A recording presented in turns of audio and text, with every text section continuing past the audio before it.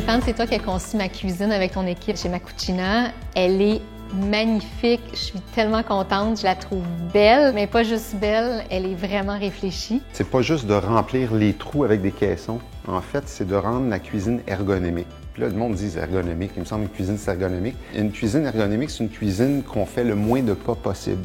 Dans une cuisine, il y a 5 zones. OK. Puis quand on travaille dans une zone, bien, autour de nous, on devrait avoir tout ce qu'on a besoin. On ne devrait pas être obligé de se déplacer, d'aller dans une autre zone. C'est quoi les 5 zones? Bien, on a de 1, la zone de cuisson, de 2, la zone de rangement des aliments, la zone de préparation des aliments, la zone de lavage et aussi la zone de rangement de la vaisselle. On commence avec la zone de rangement des aliments. Le rangement des aliments, évidemment, on a le fameux garde-manger avec tous les tiroirs coulissants à l'intérieur. Quand on revient de l'épicerie, c'est plus facile à ranger. Là, on vient, on n'a pas besoin de se déplacer dans la cuisine, tout va au même endroit. Mais il y a ça, mais aussi quand tu vas faire tes recettes, tu ramasses tout ça.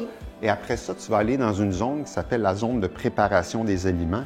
J'ai ici le tiroir avec les cuillères à mesurer. Donc, tout ce que tu peux avoir besoin pour préparer une recette. Des fois, il y a des restants. Ouais. On prépare des aliments, il reste des choses. Donc, on les met dans les petits pots de plastique.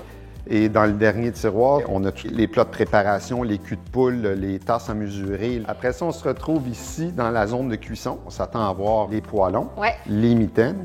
Donc, quand je cuisine, je n'ai pas besoin de me déplacer pour aller chercher un couvercle, pour aller chercher un poêlon. Puis, dans ce rangement-là, on a fait un combo pour mettre les plaques de cuisson, les moules à muffins, et ainsi de suite. Puis, on se retrouve aussi avec la zone de rangement de la vaisselle. Bien oui, parce que le lave-vaisselle est ici. Alors, quand je vide le lave-vaisselle... Tu n'as pas même chose ici. J'ai vu que tu as mis tes ustensiles de table.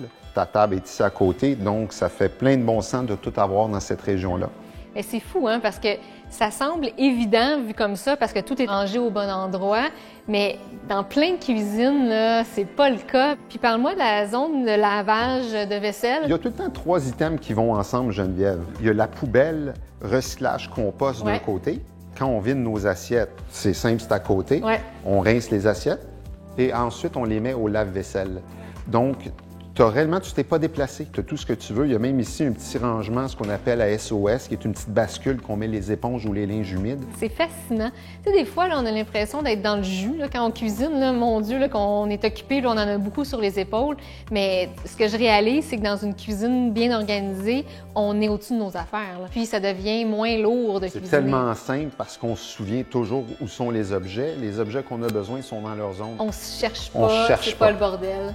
Là, qu'est-ce qui était particulier pour une cuisine de tournage? Parce que ici, c'est ma cuisine studio. C'est ici que je vais tourner mon émission de télé. Pour moi, c'est une première. On ne peut pas faire d'eau au public quand on est en train de cuisiner. Donc, ce qu'on a fait ici, on se retrouve dans une deuxième zone de préparation. On a un superbe bloc de bouchée où, devant la caméra, tu peux préparer tes aliments. C'est qu'on a pensé faire sous ça une plaque de cuisson où est-ce que tu peux cuisiner. Devant la caméra. Parle-moi des comptoirs que tu m'as proposés. Bien, les comptoirs, en fait, c'est l'évolution du quartz. On appelle ça des surfaces ultra compactes. La surface ultra compacte, elle nous permet de mettre du chaud dessus. C'est anti-tache, c'est antibactérien. À l'extrême, on pourrait même couper dessus. Mais là, tu risques d'abîmer tes couteaux tellement que c'est dur.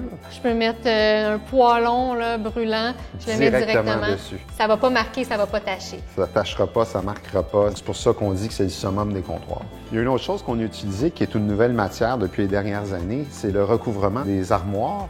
Dans le bas, on a du bois, c'est du plaquage d'érable.